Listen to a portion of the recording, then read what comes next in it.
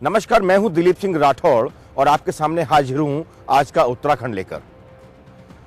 Nainital high court ने जिला जज देहरादून को निलंबित कर दिया क्योंकि उन पर आरोप है कि वो अपनी सरकारी गाड़ी छोड़कर मुलजिम की ऑडी कार से ट्रैवल कर रहे थे। मुलजिम के ऊपर राजपुर थाना क्षेत्र में कई धाराओं में मुकदमे दर्ज हैं। ऐसे में नैनीताल हाईकोर्ट से रजिस्ट्रार ने ये फैसला लिया और उनको दूसरे जिले में संबद्ध कर दिया और साफ कर दिया कि वो बिना इजाजत के अपने जिले को छोड़कर कहीं भी ना जाएं। उत्तराखंड में विपक्ष के विधायकों ने एक नया आंदोलन शुरू किया है। उन्होंने लोकल उत्पादों के साथ प्रदर्शन किया और साफ तौर पर सरकार के सामने अपनी बात रखी और कहा कि किसानों की आय अगर दुगनी करनी है तो लोकल उत्पादों को बढ़ाने की जरूरत है।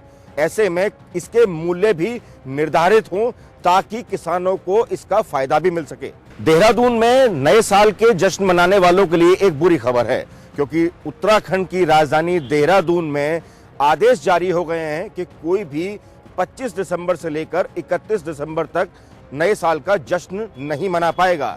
ये फैसला कोविड-19 के बढ़ते प्रकोप के चलते लिया गया है। ऐसे में जो बार, रेस्टोरेंट्स और अन्य जगह हैं वहां पर एक साथ लोग इकट्ठे नहीं हो पाएंगे और जश्न नहीं मना पाएंगे। हाल ही में हुई बर्फबारी की वजह से यमुना और गंगा दोनों घाटियों में शीतलहर का प्रकोप जारी है। ऐसे में तमाम जो झील हैं वो जम चुकी हैं और लोगों के लिए पीने के पानी की मुश्किल हो गई है क्योंकि चलते हुए नल में जो पानी है वो जम गया है। ऐसे में लोगों को पानी गर्म करके अपना गुजारा करना पड़ रहा है।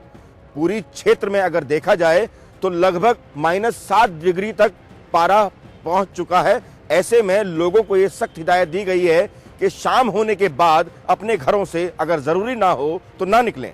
अभी हाल ही में उत्तराखंड दौरे पर आए दिल्ली के उप मुख्यमंत्री मनीष सिसोदिया ने विकास के मुद्दे पर उत्तराखंड सरकार को चुनौती दी और कहा कि वो खुली बहस करें और सामने आए। ऐसे में उत्तराखंड सरकार के कैबिनेट मंत्री मदन कौशिक ने इस चुनौती को स्वीकार किया है। जल्द ही आने वाले वक्त में दोनों का आमना सामना होगा और बहस के लिए एक नया मंच तैयार होगा। पिथौरागढ़ जिले के बेरीनाग में गांव के कुछ लोगों ने एक नया आंदोलन की शुरुआत की है। वहां पर लोगों ने सड़क के ना होने की वजह से एक आंदोलन शुरू कर दिया है और साफ तौर पर कहा है कि जब तक सड़क नहीं होगी तब तक किसी भी पार्टी को वोट नहीं दिया जाएगा। अब खबर अपराध की दुनिया से, जहां हरिद्वार में एक मासूम नाबालिग बच्ची के साथ बलात्कार करके उसकी हत्या कर दी गई। ऐसे में पुलिस के द्वारा एक अपराधी को तो गिरफ्तार कर लिया गया है, लेकिन दूसरे अपराधी की तलाश में पुलिस जगह जगह छापे मार रही है। आक्रोशित जनता पूरी तरह से ये डिमांड कर रही है कि जो अपराधी हैं उन्हें जल्द से जल्द फांसी पर लटकाया जाए।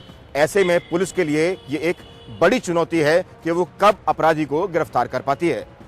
उत्तराखंड पुलिस ने एक फरार दंपत्ति को, जिन पर 10-10 हजार रुपए का इनाम था, उसको नोएडा से गिरफ्तार किया है।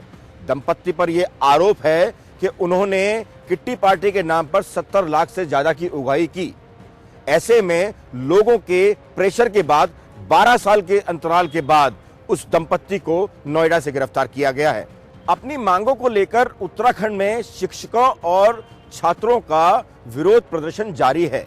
ऐसे में सरकार के न सुनने पर विधानसभा की बजाय उन्होंने सचिवालय की तरफ कूच किया। जब बात ज्यादा आगे बढ़ने लगी तो पुलिस को उन पर लाठीचार्ज करना पड़ा। आज के उत्तराखंड के इस विशेष बुलेटिन में बस इतना ही। कल फिर हाजिर होंगे हम आज का उत्तराखंड में कुछ नई ताजा तरीन खबरों के साथ।